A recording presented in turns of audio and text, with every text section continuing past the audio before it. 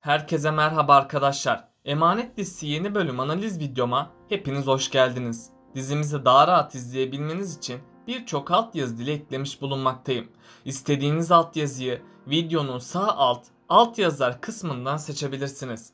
Lafı daha fazla uzatmadan dizimize geçelim. Gerçekler ortaya çıkmadan önce hangi olaylar yaşanacak? Zuhal gerçek yüzünü Yaman'a gösterecek mi? Seher'in suçsuzluğu nasıl ortaya çıkacak? Nedim, Zuhal'i sevmesinden ötürü Yaman'a ihanet edecek mi? Seher ve Yaman'ın çocukları olacak mı? Kiraz ve Ali ne zaman düğün yapacak? İşte bütün sorularınıza cevap vereceğim arkadaşlar. Hemen Emanet dizisinin yeni bölümüne geçelim. Emanet dizisinin yeni bölümünde Yaman Seher'i suçlamaktan vazgeçmeyecek. Çünkü Yaman hala Seher'in Yaman'ın parasını çalacağını düşünmekte. Yaman, Seher'in de annesine benzediğini düşünmekte. Bu yüzden Yaman ve Seher bir süreliğine daha bir araya gelemeyecek. Seher ise gerçeklerin peşine düşecek. Seher ilk başta Yaman'ın yanına gidip neden kendisine bu kadar kötü davrandığını soracak. Ama Yaman ona sebebini söylemek istemeyecek. Çünkü Yaman önceki bölümde İkbal ile aralarında diyalog geçmişti. Yaman o konuşmasında İkbal'e kimseye bu olaylardan bahsetmeyeceksin demişti. Bu yüzden Seher Yaman'ın neden kendisine kızdığını bir süre daha anlayamayacak. Ayrıca Yaman dosyaları Nedim'e vermişti ve gerçekleri araştırmasını ondan istemişti. Nedim önümüzdeki bölümlerde gerçeklerin peşine düşecek. Nedim gerçekleri araştırmaya başladıkça Zuhal'in gerçek yüzü ortaya çıkacak. Nedim bu işin içinde Zuhal'in olduğunu anlayınca büyük bir şok geçirecek. Ardından Nedim çok büyük bir ikilemin içine girecek. Nedim Yaman'a Zuhal'in gerçek yüzünü anlatırsa onu konaktan kovacağını düşünecek. Bu yüzden Nedim gerçekleri Yaman'a şimdilik anlatmayacak. Çünkü Nedim Zuhal'i seviyor. Bundan dolayı Yaman Seher'in suçsuz olduğunu anlayamayacak. Ama bu ihtimali de unutmayalım. Nedim dosyadaki belgelerin gerçek olduğunu söylerse her şey değişecek. Çünkü Yaman'ın Seher'e olan kini bir kat daha artacak. Yaman bunun üzerine Seher'e cehennem azabı yaşatacak. Seher ise bu olanlara bir anlam veremeyecek. Ayrıca Yaman Seher'den boşanmayı düşünecek ve hemen Seher'e boşanma davası açacak.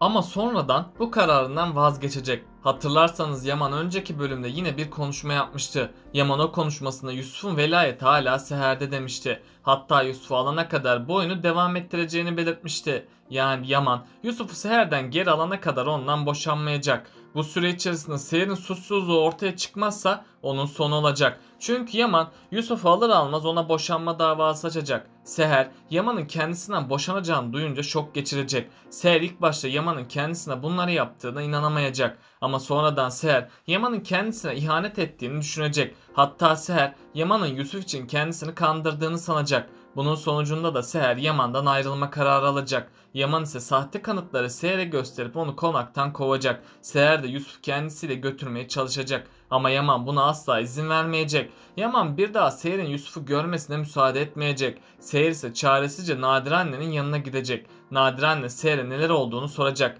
Seher ise ona olanları anlatacak. Seher ardından Yusuf'u geri almak için yeniden sosyal hizmetlere başvuruda bulunacak. Sosyal hizmetlerde hemen işlemleri başlatacak. Önümüzdeki bölümlerde İbrahim'in gerçeklerin peşine düşecek. İbrahim her araştırmasında Seher'in suçsuz olduğunu görecek. Bunun üzerine İbrahim Zuhal'in banka kartından para çektiğini bulacak. Ali ise bulduğu deliller ile soruşturmayı tekrardan başlatacak. İkbal ve Zuhal ise Seher'in konaktan gitmesiyle çok mutlu olacak. İlk başlarda İkbal artık her şeyin yoluna girdiğini düşünecek. Zuhal ise her gün Yaman'a daha çok yakınlaşmaya çalışacak. Zuhal, Yaman'la evlenirse Kırımlı mirasının kendisinin olacağını sanacak. Ama Yaman, Seher'in acısından asla Zuhal'e bir şans vermeyecek. Yaman olur da Zuhal'e bir şans verirse bu onun en büyük hatası olacak. Çünkü Yaman, Seher'i cezalandırmak için Zuhal'le birlikte olabilir.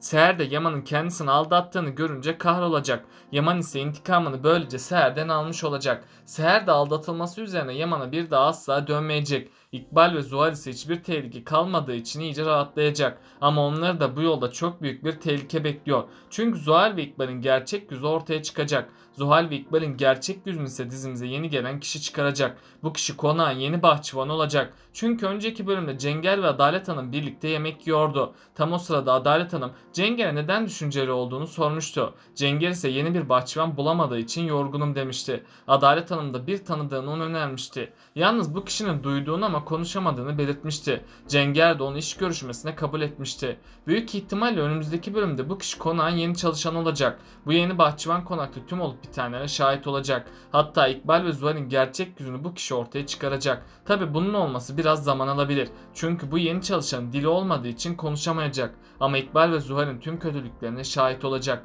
Ardından bu kişi Cenger'e tüm olup biteni alıp kağıda yazacak. Cenger ise gerçekleri öğrenince şok olacak. Sonradan Cenger tüm gerçekleri Yaman'a anlatacak. Yaman ilk başlarda Seher'in suçsuzluğuna inanamayacak. Ama sonradan Nedim vicdan azabı çekip gerçekleri Yaman'a anlatacak. Ali de Yaman'a gidip Seher'in suçsuz olduğunu belirtecek. Bunun üzerine Ali Zuhal'i tutuklayacak. Zuhal tutuklandığı için İkbal çok panikleyecek. Ardından İkbal Seher'i aramaya başlayacak. Çünkü Seher'i bulup Zuhal'e karşı olan davasından vazgeçmesini isteyecek. Hatta İkbal Yaman'dan önce Seher'i bulacak. Seher de İkbal'i azarlayacak ama sonradan Seher İkbal'e güvendiği için davasından vazgeçecek. Zuhal ise yeniden kurtulacak. Yaman da Seher'i konaktan kovattığı için çok pişman olacak. Yaman hemen Seher'den özür dilemeye çalışacak. Seher onu ilk zamanlar affetmeyecek. Çünkü Seher'in kadınlık gururu kırıldığı için onu affetmesi zorlaşacak. Hatta Seher bir daha ona dönmeyeceğine dair yemin edecek. Seher Yaman'a çok öfkelenmiş olsa da onu affetmek zorunda kalacak. Yusuf ve Nadir annenin baskılarıyla Seher yeniden Yaman'ı affedecek. Yaman Seher'in kendisini affetmesiyle çok mutlu olacak. Bundan sonra Yaman bir daha Seher'i üzmeyeceğine dair söz verecek. Yaman ardından Zuhal ve İkbal'i cezalandırmaya gidecek. İkbal ise Yaman'ın bu öfkesi karşısında Zuhal'i suçlayacak. Zuhal de tüm suçlamaları kabul etmek zorunda kalacak. Yaman da Ziya için İkbal'in suçsuzluğuna inanacak. Çünkü İkbal tüm kötülüklerini Zuhal üzerinden yaptı ve kendisini hiçbir zaman tehlikeye atmadı. Bu yüzden onun gerçek yüzü ortaya çıkmayacak. Zuhal ise konaktan kovularak yalnızlığa mahkum edilecek. Zuhal'in konaktan kovulması İkbal'i çok öfkelendirecek. İkbal Zuhal'in konaktan kovulmasıyla daha kötü planlar yapmaya başlayacak. Hatta İkbal önce Seher'in yanına gidip ondan af dileyecek. Çünkü Seher Zuhal affederse onu konağa döneceğini düşünecek. Seher bu olay karşısında ne yapacağını bilemeyecek. Ama İkbal'in acınası hali yeniden Seher'i harekete geçirecek. Seher yeniden Yaman'ın yanına gidip Zuhal'i affetmesini isteyecek. Yaman Seher asla Zuhal'i affetmeyeceğini belirtecek. Çünkü onun kendisine ve ailesine zarar verdiğini belirtecek. Seher Yaman'ın bu konuşması üzerine sessiz kalacak. İkbal yeniden Selim'i arayıp ondan yardım isteyecek. İkbal konaktan Yaman ve Seher'e saldıracak. Zuhal dışarıdan tüm hamlelerine devam edecek. Seher'in Zuhal'i hapse göndermemesi onun son alacak. Çünkü İkbal ve Zuhal onların kavuşmalarına müsaade etmeyecek. Selim davası yakında tamamen kapanacak. Selim, Seher ile Yaman'ın barıştığını görünce sinir krizleri geçirecek. Selim'in bu öfkesi onun son alacak. Ayrıca Selim bu zaman içerisinde Seher'i kaçırmaya çalışacak. Eğer Seher'i kaçırırsa sonsuza dek kendisinin olacağını düşünecek. Önümüzdeki bölümlerde Yaman baba olmaktan umudunu kesecek. Tam o sırada büyük bir mucize gerçekleşecek. Seher'de baş dönmeleri ve mide bulantıları olacak. Hatta Seher her gün kendisini halsiz hissedecek. Yaman Seher'i hastaneye götürmek isteyecek. Seher hastaneye gitmeyi kabul etmeyecek. Sonradan Seher Yaman'ın kolları arasında bayılacak. Yaman da Seher için hemen bir doktor bulacak. Doktorun Seher'i muayene etmesiyle çok büyük bir sürpriz yaşanacak. Çünkü Seher'in hamile olduğu ortaya çıkacak. Yaman bu haberi duyunca çok mutlu olacak. Yusuf ise kendisine kardeş geleceği için çok sevinecek. Ama İkbal bu duruma hiç sevinmeyecek. İkbal Kırımlı mirasını istediği için Seher ve bebeğine zarar vermeye çalışacak. Tabi İkbal'in bu planı onun sonunu getirecek. İkbal Seher'in düşük yapması için elinden geleni yapacak. Zuhal ilk başlarda Seher'e zehirli yemek ve su ikram edecek. Seher her zaman olduğu gibi onun boynundan son anda kurtulacak. İkbal artık bu olanlara dayanamayacak. İkbal Seher'in ablasını öldürdüğü gibi onu da öldürmeye çalışacak. Ama sonunda Ziya İkbal'in kötülüklerine dayanamayacak. Ziya Yaman'a gerçekleri söyleyecek. Yaman gerçekleri öğrendiğinde çok öfkelenecek. İkbal bu olanlardan haberinin olmadığını Yaman'a söyleyecek. Hatta İkbal Ziya'nın hastalığını bahane edecek. Yaman da İkbal'in gerçek yüzünü gördüğü için ona asla güvenmeyecek. Bunun sonucunda Yaman İkbal'i hapse gönderecek. Böylece sonunda İkbal cezasını çekecek.